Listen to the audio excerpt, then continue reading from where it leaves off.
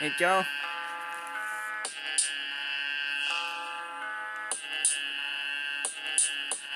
aquí me encuentro de nuevo, escribiendo, componiendo, despidiendo otro año. La tormenta esa soy yo y nadie la va a parar. Va a caer sobre ti, por si me llegas a escuchar no va a parar. Aunque digan que ya paré, yo voy a triunfar y todo me irá con madre. Así que cuando me hayan derrotado yo aceptaré y seguiré cuando haya fracasado, porque todo vale la pena y yo también la valgo.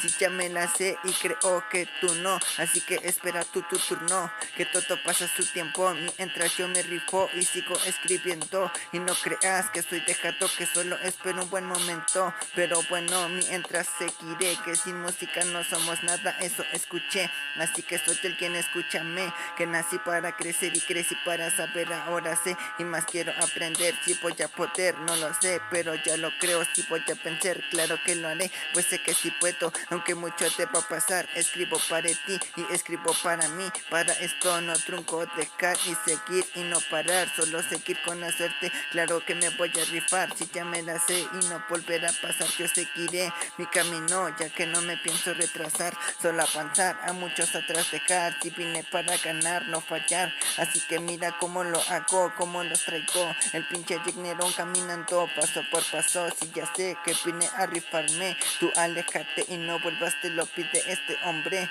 mientras yo sigo escribiendo para grabarlo, para que tú puedas escuchar todo esto. Y si yo sigo insistiendo que todo acabe, para que pronto salga el sol y todo se ilumine hasta usted, y que todo quede como antes fue, ya que lo que pasé ya lo superé, porque sé que sí se puede. Así que sobresaré, que mucho sé, y si doy de qué hablar no lo sé, pero sí sé que onda conmigo, por eso sigo haciendo esto para ti y para mí. Y si de esto algo así hasta ganar no es trabajo, y tal vez sí sea para gustar. Bala sin instrumental, yo soy el Jekner, mi carnal, de aquí hasta que llegue mi loco final.